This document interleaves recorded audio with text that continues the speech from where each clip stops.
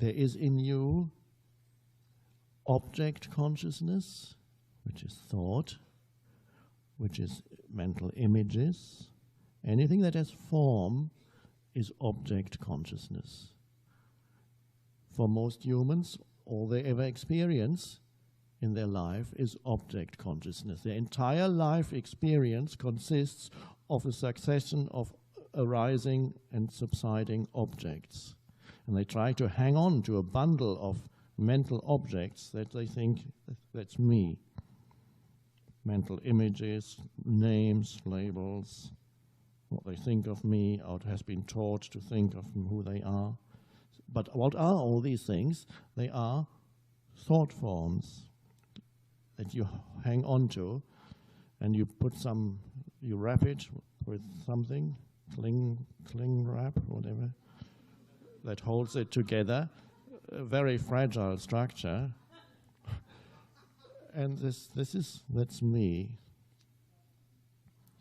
And it consists of mental objects, many of which are the mental counterpart of material objects or material achievements. So there's the shiny, new, flashy car, which in itself, of course, is not important because it's going to rust in a few years, it'll be gone. And all it can do is take you from A to B. It's nice, yes, we can appreciate these things. But if they become an object, then a mental form arises, which is not just car, it's my car. My is the important thing, because then the thought object of car becomes invested with a sense of self. It's not just a car. I relate to it. I'm looking for myself in it. So the mind object, the thought object car, becomes very important to me. And if somebody scratches your car, or even dents it accidentally, it feels, if you identify with that as my car, it feels you are being injured personally. And anger arises because somebody is attacking you. Or let them say that somebody says, well, this may be a nice car, but my uncle has one that's much bigger than yours. Can't be. And you feel diminished in your sense of self. That's how people play their ego games. One little ego tries to diminish another little ego by claiming that my uncle has something bigger than you. I don't have it, but it's enough, it's my uncle, so there's some association. Because it's so it's an indirect thing that I can identify with. Of course it's absurd and funny, but a lot of human interaction works in that way. And so you identify with you may then identify with other things that are a little bit more subtle. Other people's opinion of you, which becomes also a mental image. Knowledge, acquired knowledge. A certain skill that you have. You may be extremely good at hitting a ball. And it's a great thing. If you are a master at hitting a ball one way or another, then probably in that field of activity, if you are truly a master, you are probably present, at least during that time when you're hitting that ball, when you're playing the game, when you're in the zone, you're not thinking, you're not planning, there's no decision making. Right action happens every moment, and there's a power, and then people love to watch you. But then what happens when you stop playing the game? You re-enter the normal state of consciousness. And then you identify with that skill. It becomes a mind object. You are better at it than anybody else. And the world is telling you that. So that is something also. And then somebody else suddenly comes who is even better than you, and they chuck you out. You're no longer captain of the team or whatever it is. Oh, no. And that's very painful. When a mind object, something you had identified with, is taken away, dissolves, great loss, great pain. So most humans only know themselves as objects, object in the realm of object consciousness. Such a pity when there is so much more to human life. There's an entire realm that's always been there and humans just haven't looked at it. They've been so seduced by the world of objects, both the external objects in their world as well as the inner objects in their mind. They've been so seduced by the world of objects, so fascinated by objects, so completely identified with the things of this world, that they forgot that there is an entirely different other dimension to their being than that, which has never gone away. The great thing is that you cannot destroy space consciousness. You can ignore it. You cannot know that it's there underneath the accumulated object consciousness. Yes, but it is there. You cannot even in the most obsessed person, obsessed with thinking, and not, you see, it's not a moment of continuously one next thing and the next thing, one damn thing after another. Churchill's definition of history, one damn thing after another. But we could also define the human mind as that. It comes one thing after another. And never aware that there is this vast realm within them that would free them from dependency on the world of things, which includes their mind, because it's objects, object consciousness. That vast realm is there and they never know it. It's like the example of like a beggar sitting, trying to get a few cents from someone who's going to give, and he's been sitting on a box filled with gold. I gave that example at the beginning of the book. He's been sitting on this box filled with gold, but he's never looked. He's only looked out there. Or we could say a more modern version of that. He's been sitting there and never realized that he has a bank account in Switzerland, and that has $100 million in it, and he wants. Now this is a somewhat deficient parable, because even if somebody truly, if the beggar had a bank account in Switzerland with $1 million in it, wouldn't really make that much difference to his life, because it's so much deeper than that.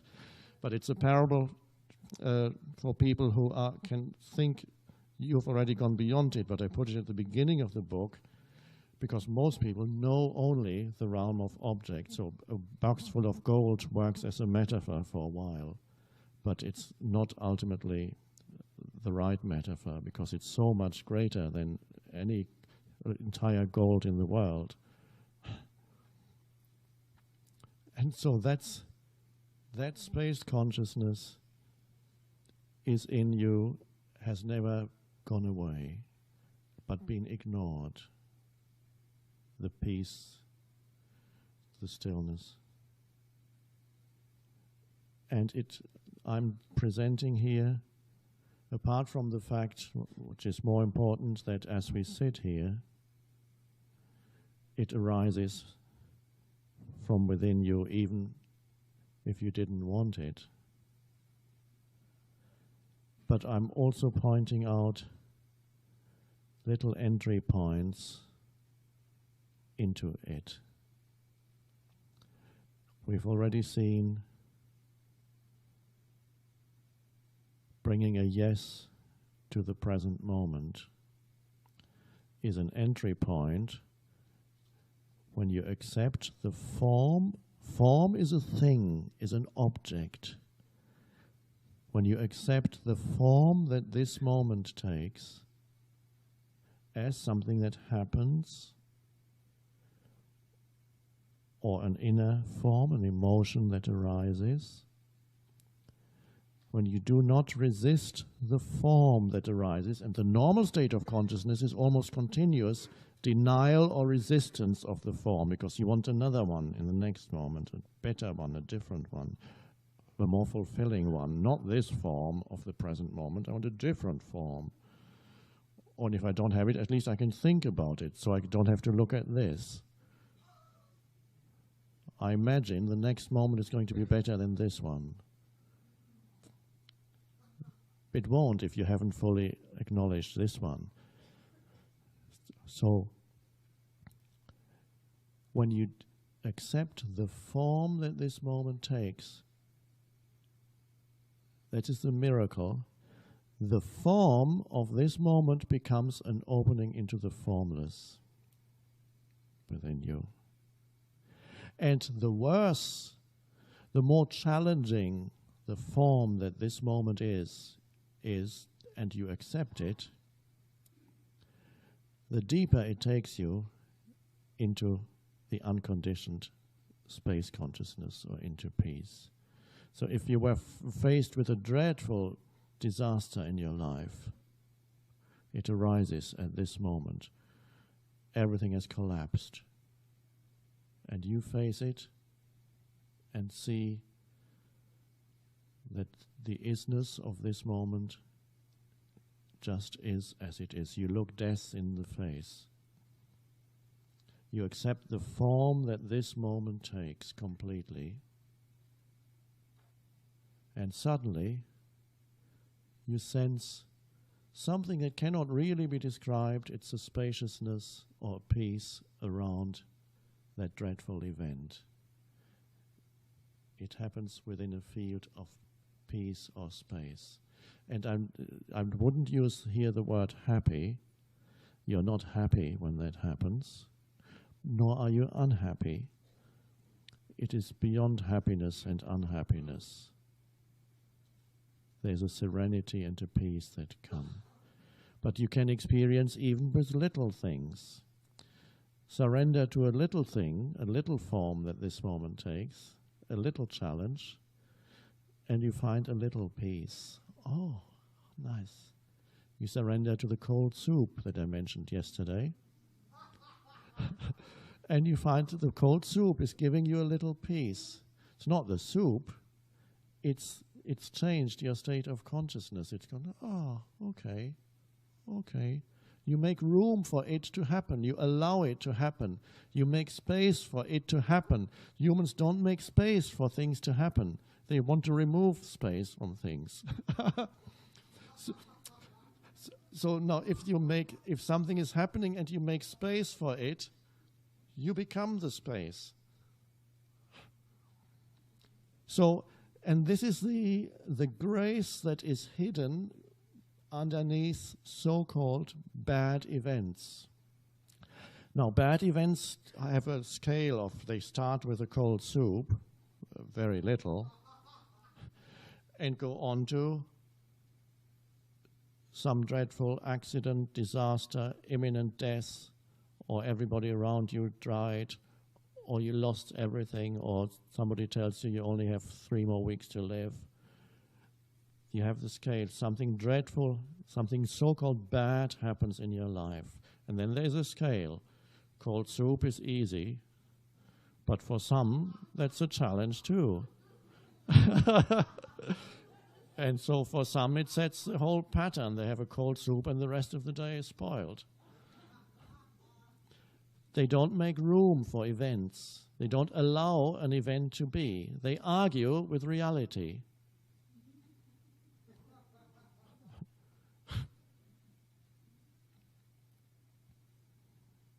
I saw a cartoon once. It's hard to describe, but I'll attempt it. It showed people wearing placards. It's come some kind of protest march. And the placards contained only horizontal lines.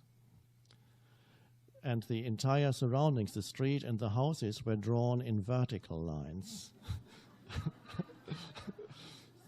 So the message is, we are against it.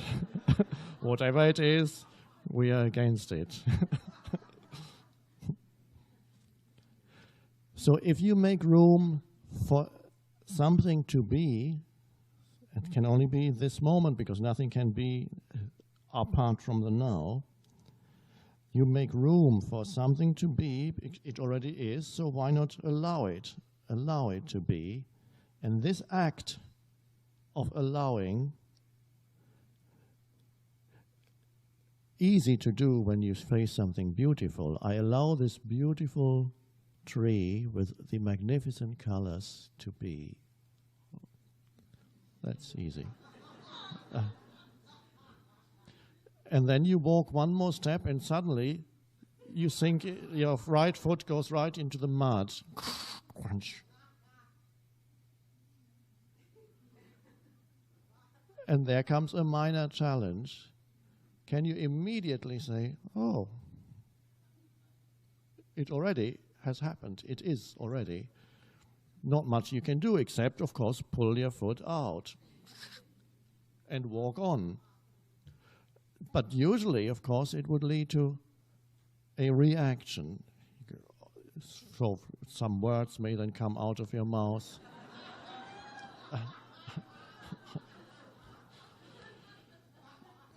Contraction happens. And maybe there could be an immediate attempt to blame someone. This is what the ego likes to do. Something goes wrong, okay, who can I blame, says the ego. They should have warned people about this.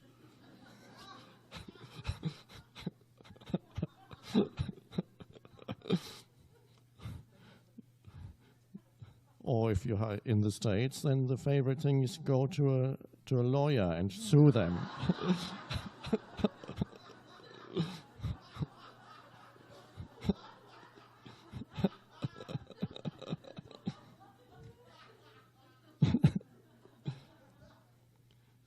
So, and this is a beautiful practice. The many things that, in quotation marks, go wrong in your life are actually the greatest things.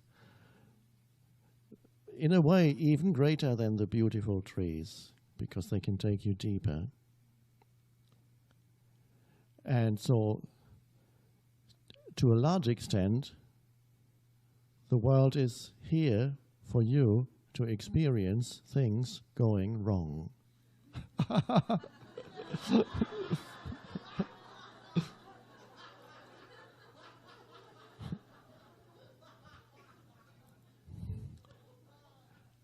And that is the challenge of the world.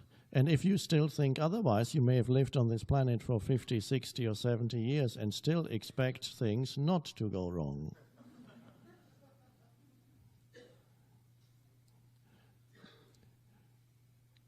Now, the illusion that you can have things not going wrong, you can still live in that illusion if you live in an advanced, industrialized country, perhaps. Travel to India, and you can no longer live in the illusion that things around you are solid and that you are in control. You are not. Nothing that you plan is going to work out. Everything is going to be totally different from the way you expected. And things will constantly challenge you, forms. And wherever you look, the world is not as solid as it seems to be here. Wherever you go, there are old people, dying people in the street. Are they not? Where are the old and dying people here? I don't see any. They're shut away. We mustn't look. Just pretend that they don't exist. We put them away there. The old go here, and the dying, we put them there. And the dead bodies, never look. Must never see a dead. It's very hard, unless you have a very close relative. If you ever want to see a dead body, they won't let you. They say you're mad. But if you are in India, you see dead bodies very easily. It's normal. And so you get a much better sense of the fragile nature of the world of things, objects, and forms, how insubstantial this world actually is. And it's only in the West that you have the illusion that the world of form is very substantial, solid, and it's going to last. It's there It has a solidity and permanency. It doesn't. And when sometimes a gigantic man-made form collapses, like 2 years ago in New York, that comes as a dreadful shock to people because it looked so solid and it collapsed. So the world of objects isn't as solid as it seems to be. The world of bodies isn't as permanent and solid as it seems to be. It is very, very fragile, fleeting, insubstantial. So if that's all you know, then you are in this fleeting, insubstantial universe, and there's nothing. And of course, there's constant fear when you identify with that. Even though they try to it's really very much like the Buddha, because the story goes that he was born into great wealth, and his father did not want him to see that there is poverty, that people grow old, and that people die. So he had already reached fairly advanced age. He was, I don't know, can't remember, 25, 30, whatever, and wasn't really aware that there's such a thing as ill, old, and dying people, because he lived in, seems like almost like the West these days, that's shut away. And one day he saw it. His father didn't want him to see it because it had been predicted he would either become a great king or a great spiritual teacher. And the father didn't want him to become a spiritual teacher. He wanted him to carry on the business of being a king, the family business. And so, but the father had made the biggest mistake he could have made. He waited for so long. When finally he did go out, it was such a shock when he saw that people were lying in the streets dying and ill and old, and he saw dead bodies. He said, "What is this? Does this happen? What happened to this man? He's not moving anymore." He said, "He is dead." Dead? Yes. And that happens to everyone? And what's the point in anything? And soon later, he left everything behind. In the middle of the night, the story goes, when everybody was asleep, and this is a beautiful metaphor, everybody around him was asleep, and he walked out. If that's all there is, so his search then was for that dimension. Is there something else to life than just that? And it lasted a few years. And he tried all the practices, tried to achieve a state of perfection. He got very good at all the practices, and yet they didn't take him to the realization of space consciousness.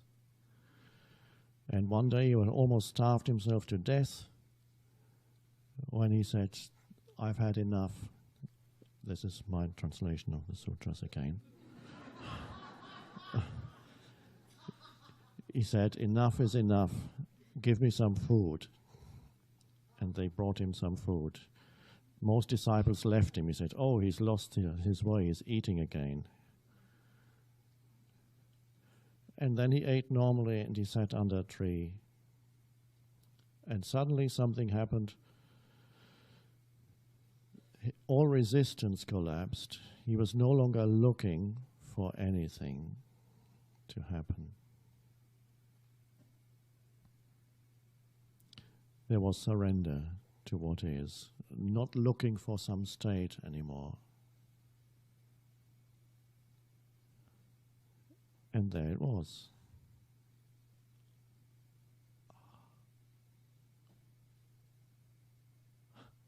The last thing that, there's a film, The Little Buddha, which has some nice things in it, although it's too much about the legendary Buddha, but there's still beautiful scenes in it.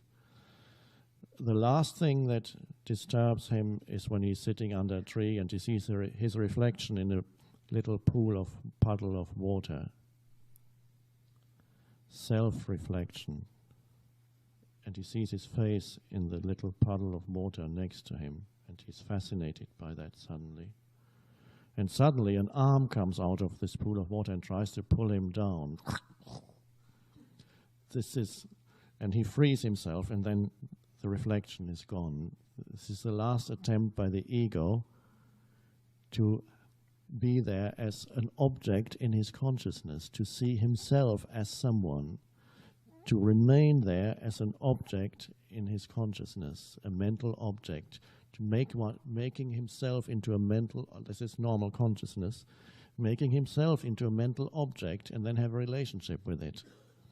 I love myself. I hate myself. Now, do I really hate myself? I must remind myself on the bathroom mirror that I love myself. I love myself.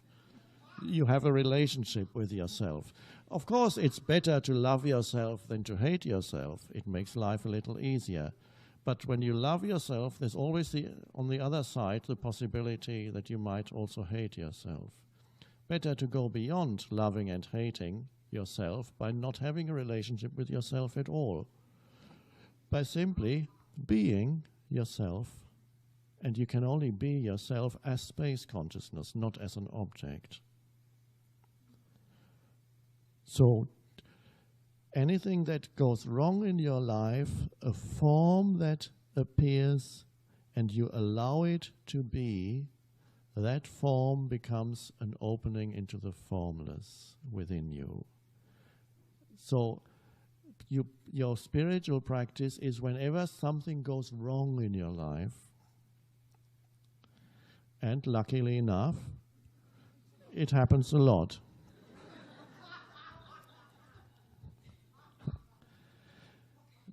Not saying that you cannot improve your life. You can improve your life greatly. You can create a much better reality for yourself, which is nice. You can create through applying the power of thought and action and visualization. You can improve your life considerably. You can live in a bigger, more beautiful place,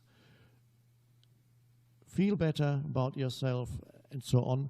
But you cannot escape from the other, from arising. Sooner or later, another polarity, no matter what situation you go into. And I'm not saying you shouldn't improve your life. It's great. But do not expect it to be free of the other polarity, which will arise. Even in the mansion, something will go wrong. And that's what the gossip magazines are all about. The gossip magazines are about things going wrong in mansions. And that makes people feel a little bit better about things going on in their little houses. But it's the same. And they love reading about famous people, things going wrong in their lives. Oh, isn't that great? Their lives are all collapsing, just like mine.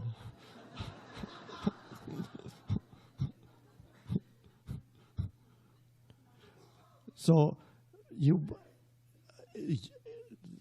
one thing that usually happens, that when something goes wrong, it pulls you into the old, it strengthens the reactivity of the old mind structures.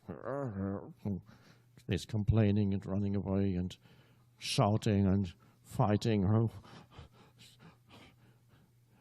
But there's the possibility, when you recognize the little thing, big thing, going wrong, so to speak, that it isn't really wrong, you work with it. You work with it by not resisting the isness of the suchness. Buddha has this beautiful expression, suchness, the suchness. And you work with that rather than resisting it, allowing the suchness of what is right now, the form that this takes. And if the form that this takes should be a limitation, may seem a limitation on your sense of freedom, your freedom of movement, a limitation on what you want to do, a limitation on where you want to get to, and suddenly something rises up in front of you, a door, a wall. You're trying to go that way, and suddenly there's a closed door. metaphorically speaking, or literally speaking. Once we arrived at a place to give a talk, rented a hall. There was already a long lineup outside. Nobody had the key.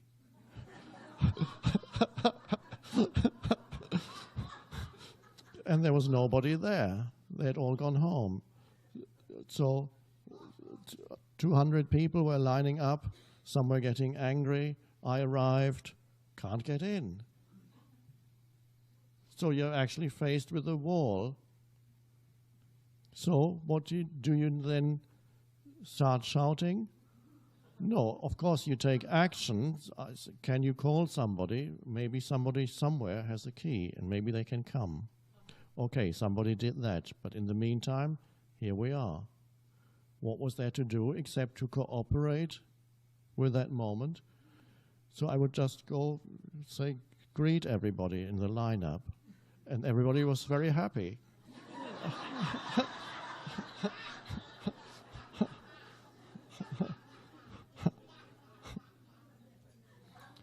And almost by the time I reached the last person, somebody had arrived with a key, as if it had been planned.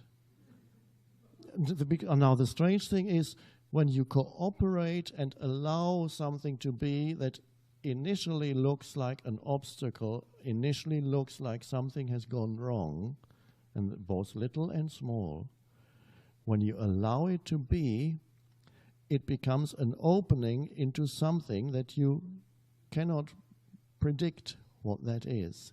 It changes its face from hostile to benign and helpful. The very event that seemed hostile turns around on the external level very frequently. Even more importantly, on an inner level, the shift happens. But you cannot really separate what happens on the outside from what happens on the inside. The inner shift happens, and then the significance of that situation changes also. So that really is the true spiritual practice, is to work with all the little and big things in one's life that seem to be obstacles or blockages.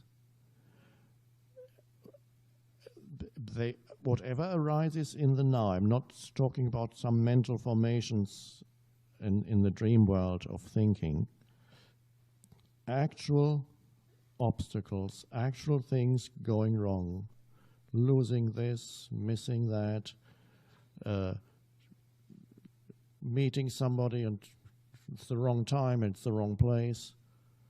And don't try to figure out why this has happened. It's very often, more often than not, it's impossible, because you may now think there must be a deeper reason why this has gone wrong. That's a secondary thing. That if you are to know the deeper reason, you will suddenly be staring you in the face. You can't miss it. But in the meantime, you don't even need to figure out what the deeper reason is. It's enough to allow what is to be and then see what happens. It doesn't prevent you from taking action. If you can take action, you take action. But in the meantime, the form that this moment takes is given space to be. And there's the key. Then that which had looked like an obstacle, a blockage, becomes an opening into space consciousness. So the archetypal image of that that humanity has is the cross. And people misinterpret it, and even Christians don't fully understand the deeper significance of the cross, because the cross is the worst thing that could possibly happen. It's an archetype of suffering. The man on the cross is humanity. The cross is the archetype of suffering. The cross is a torture instrument. The cross means complete helplessness, complete extreme pain. But also, it means surrender. Not my will, but thy will be done. Thy will is the will of the whole that has brought about the form that this moment takes. And then surrender happens. And it's strange that the torture instrument is a symbol for the divine at the same time. And it turns into a symbol for the divine through the act of surrender. Somebody once said, I don't know who, but it is very wise, that which stands in the way is the way.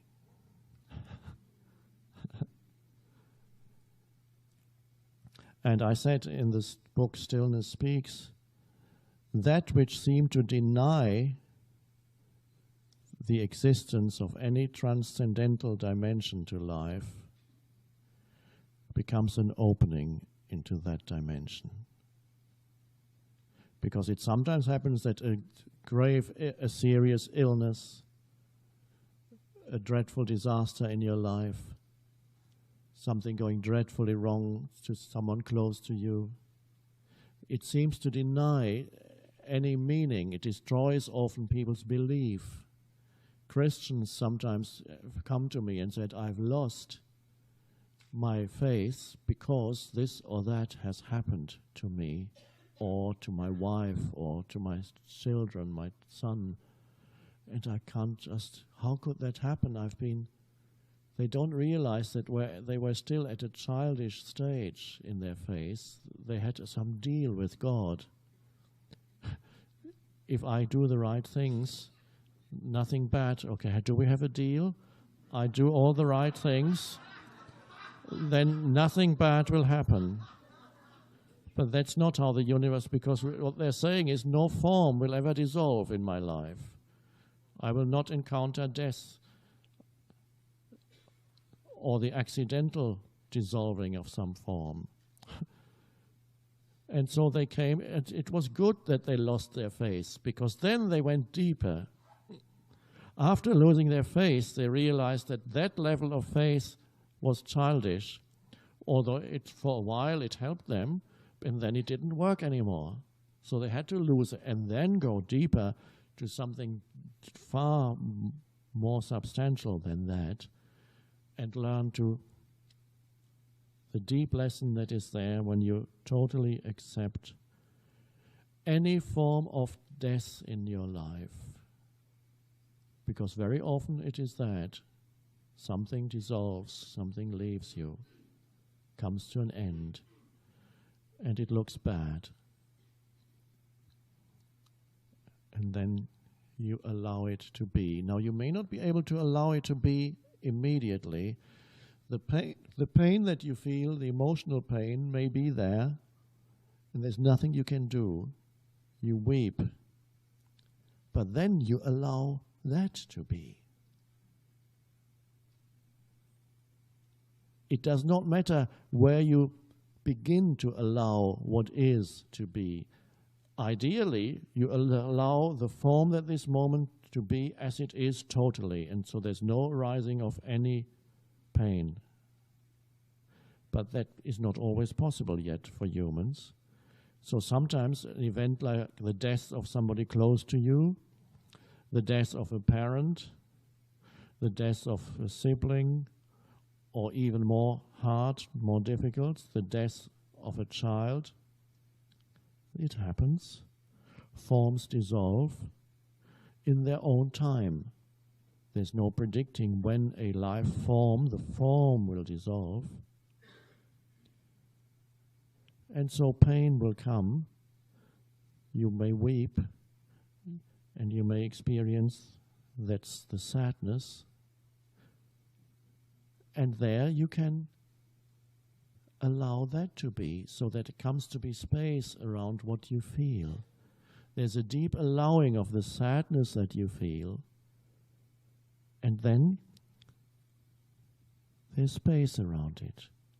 And that's how you may feel that the sadness, underneath it, you've already touched the peace underneath the sadness.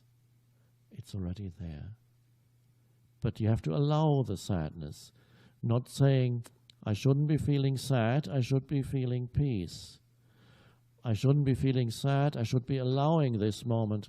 No, but that's not the fact of this moment. The fact of this moment is what you feel at this moment. So the yes to what is, the primary yes is to whatever arises. The secondary yes is the yes to whatever you feel about that which arises. In a smaller example, you're on the road, the car breaks down, a little thing goes wrong, depending what country you're in. In some country, your life may be threatened if you get stranded by the road, or in some big city in North America too, in some parts of big cities. But so it could be a big thing or a relatively small thing. And again, you may succeed in this not so big event to say, that's how it is. And then you face it completely and say, okay, what action can I take? You become still, and then action happens. But it's possible also that you look at the engine and you go, oh no, this is not again. And suddenly you become conscious of what you feel, the anger that arises. And then you go, And what can you do? You have to, it is what is. At this moment there's anger. And then comes the secondary allowing. You allow the inner, what is on the inner. You give that space. Because the amazing thing is, whatever emotion is passing through your system, there's always far more space than the emotion. You just have to find it. There's a vast spaciousness in you that is greater than any emotion, that can hold any emotion and allow it to be. It's there. So there's suddenly some space around the anger. You've stepped back from the anger into space. There's always more space than things in space. You can verify that tonight. The sky is maybe clear tonight, still be clear. And you look up into, you go away from the few lights that there are, so you can simply see vast stars, suns. Most of the stars that you see, except for the few planets, are suns at great distances, and you only see a tiny fraction of the infinite vastness of the universe. And when you look, you can see there are two dimensions.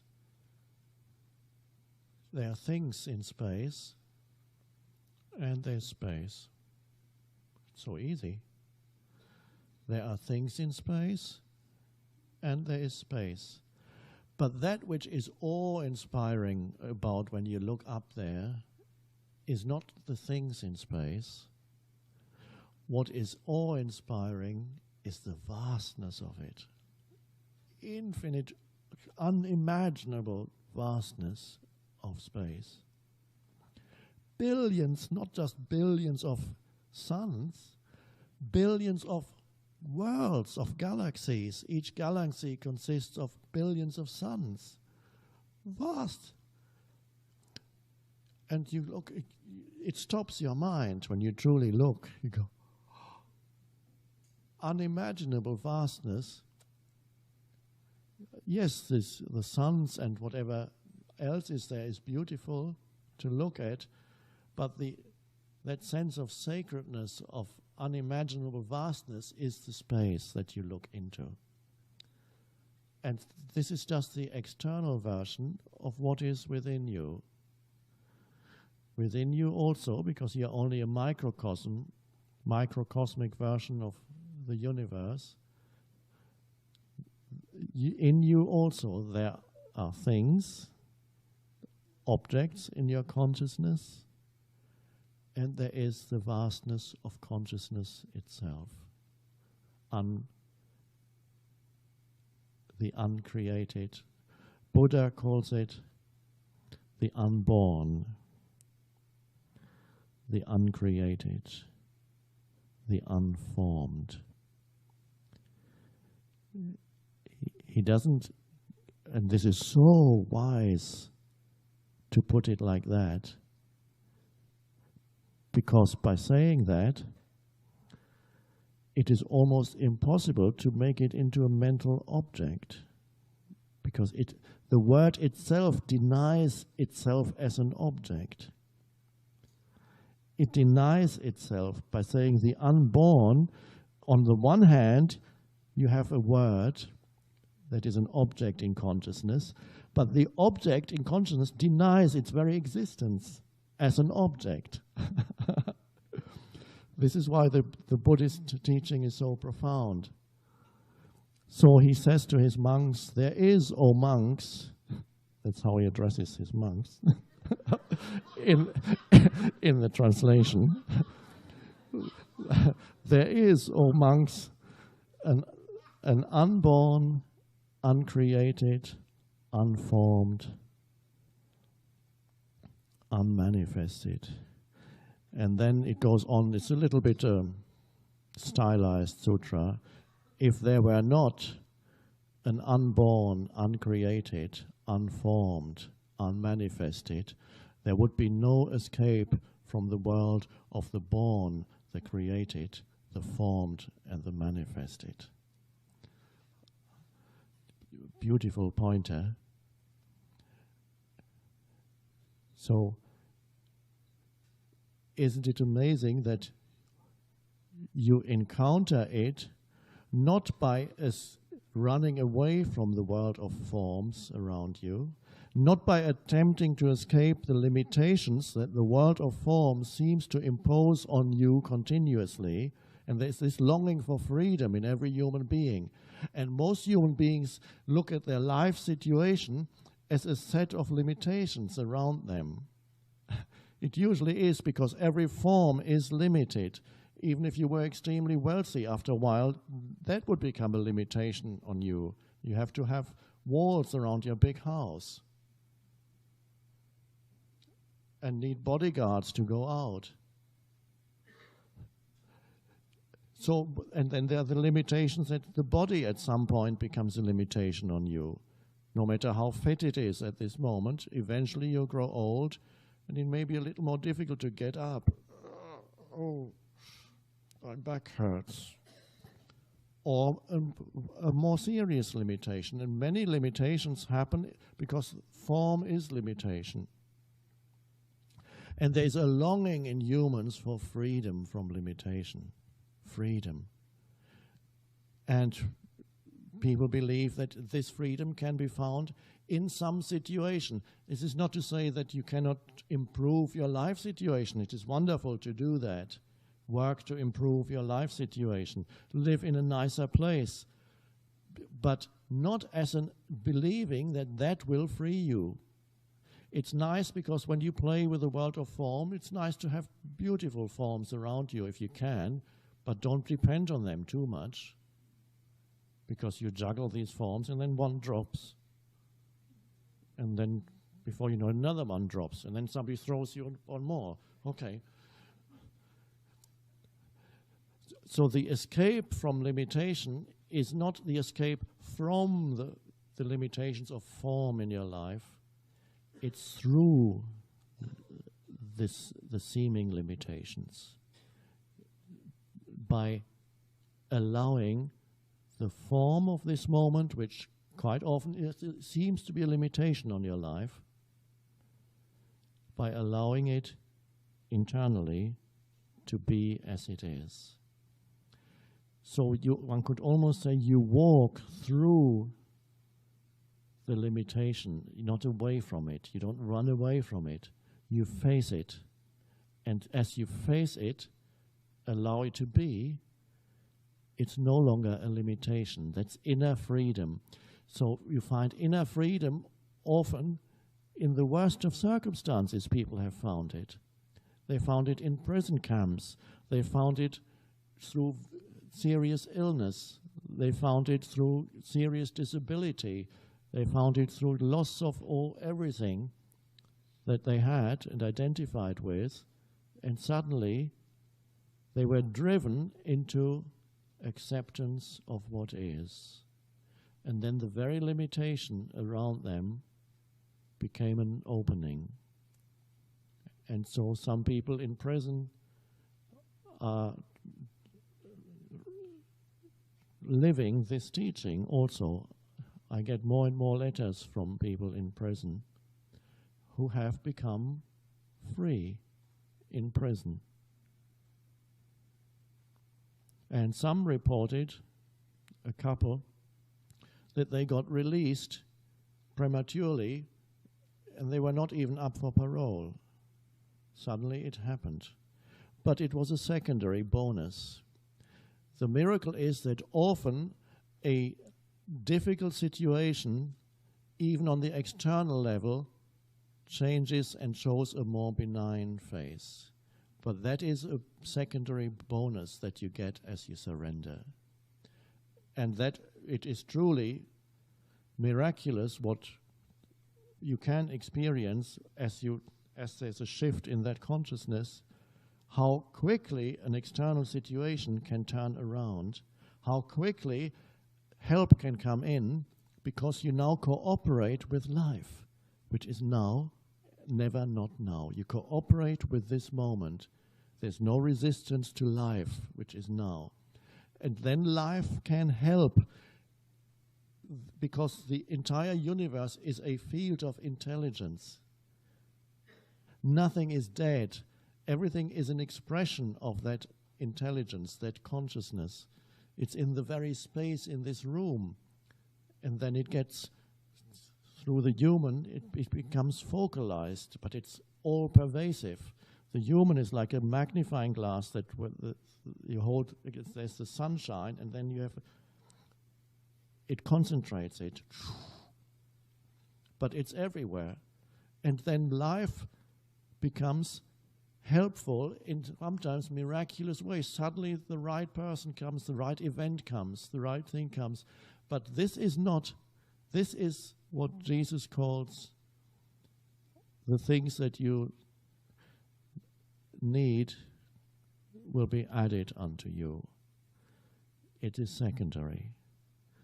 The inner shift is primary, what Jesus describes as finding the kingdom of heaven, which is here now, not over there, some other place, some other time. That is primary, that shift. And then what happens in the world of things is secondary.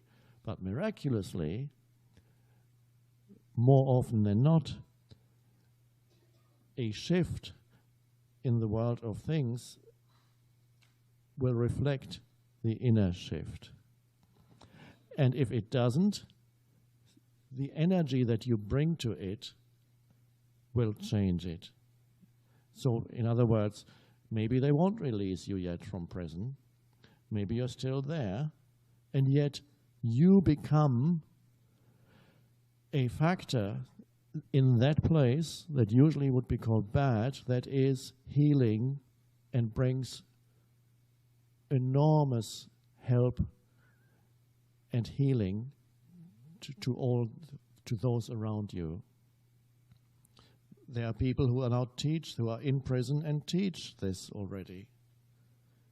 So they are exactly where they are meant to be.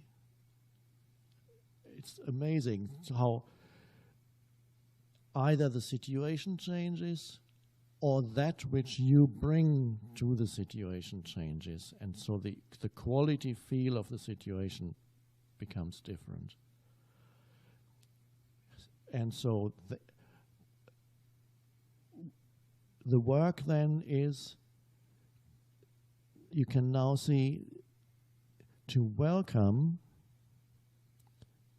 the moment, no matter what form it takes, particularly if it looks not good on the surface. That's where the your work, if you can call it work, I don't like that word, but particularly when this work becomes powerful, when applied to all those many events in your life that look not right, wrong, shouldn't have happened, it's not what I want. There you apply becoming friendly with what is.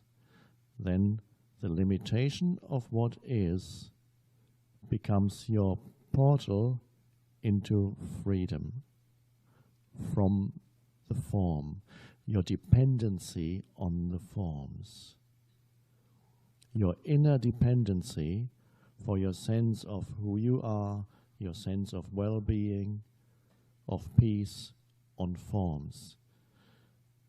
That goes. And so then you can say what Jesus said, I have overcome the world, he said.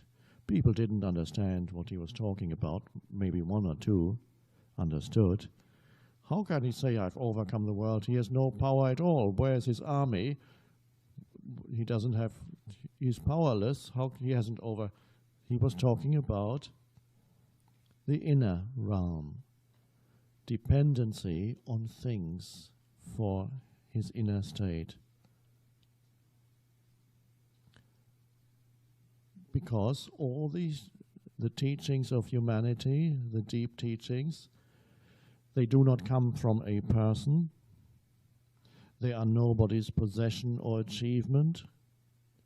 They come when someone, a person, a human form, becomes transparent in their personal selfhood. The objects become loose and let through space consciousness.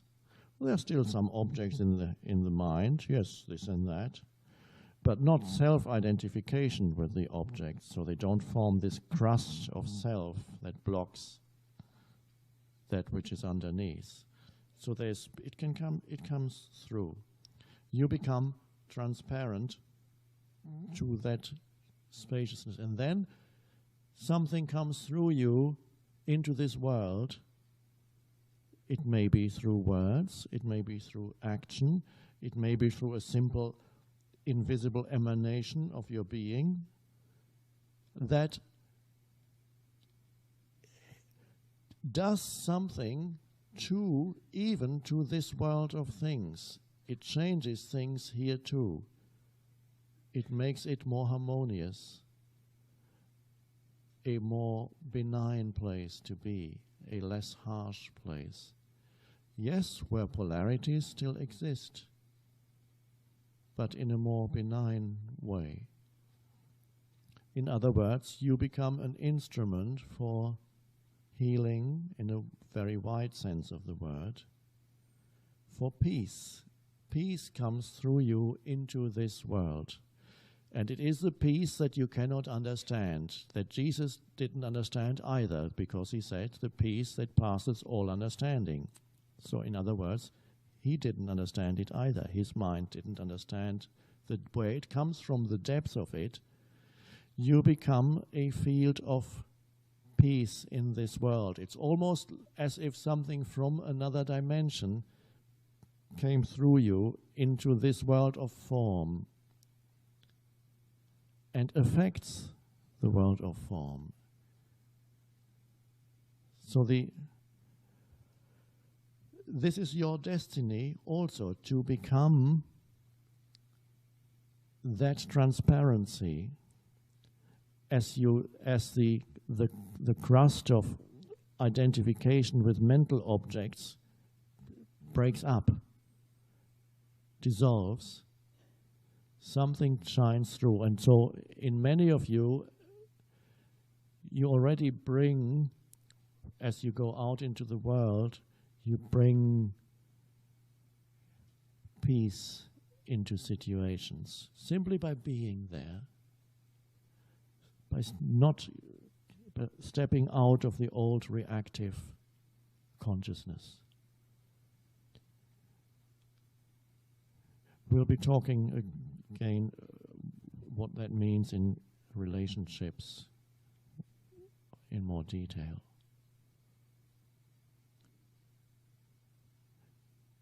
So when you allow the form that this moment takes to be,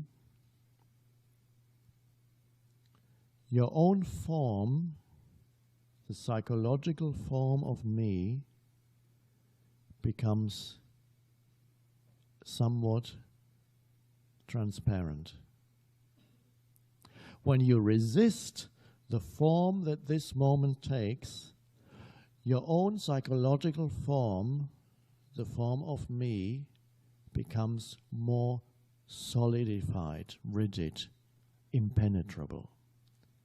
And you can actually feel that in yourself. When you go into a situation and you have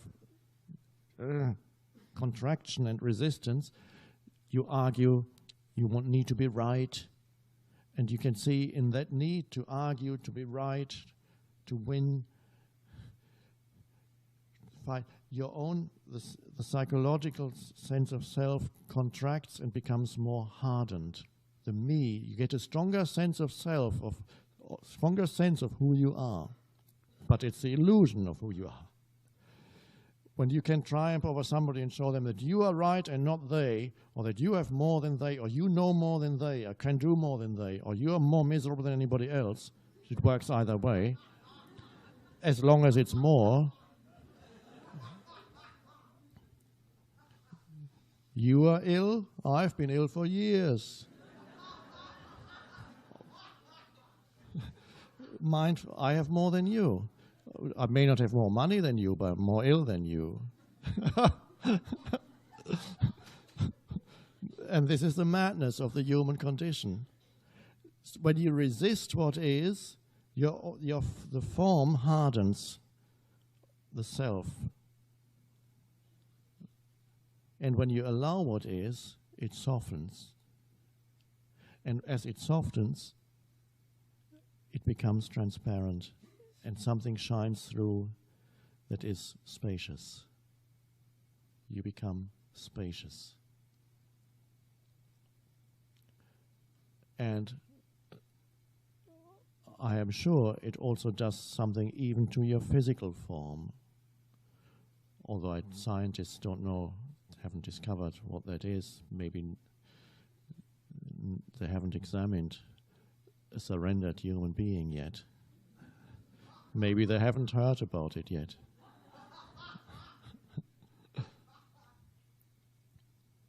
And as humanity begins to live in this way, or a larger part of humanity, of course, it is likely that the physical organism will also undergo changes. Perhaps there'll be even more space than there's already. Already you consist of 99% empty space. Scientists know that. The atoms, the space between the atoms that make up your body is so vast that you are more than 99% empty space.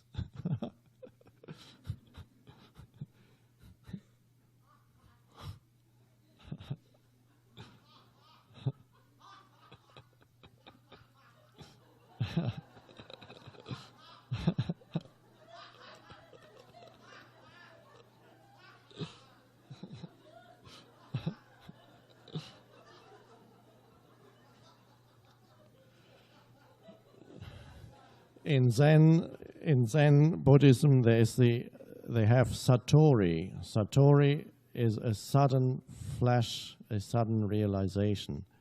Not always lasting, but it's there, sometimes accompanied by shouting or laughter.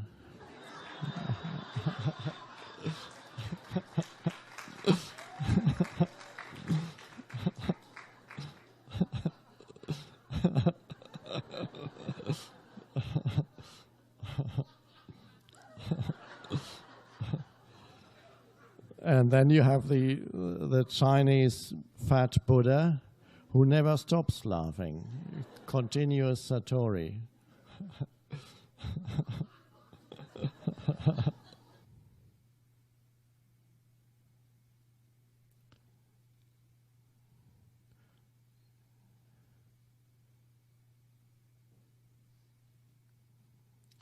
So use whatever the moment presents both the beauty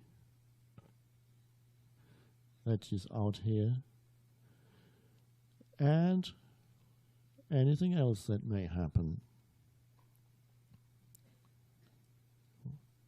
They are all openings. The beauty too is an opening.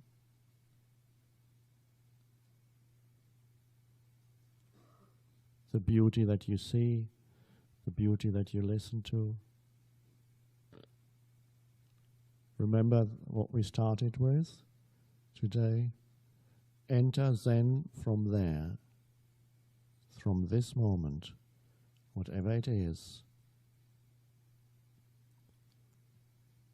Pay attention, be alert, watch.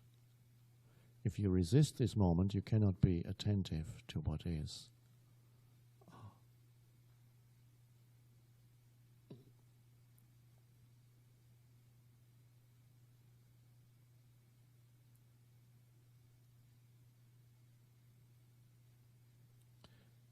Remember to work with the sounds. Bring awareness to the sounds around you.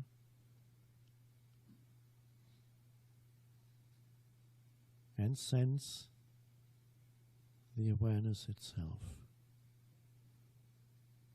as yourself.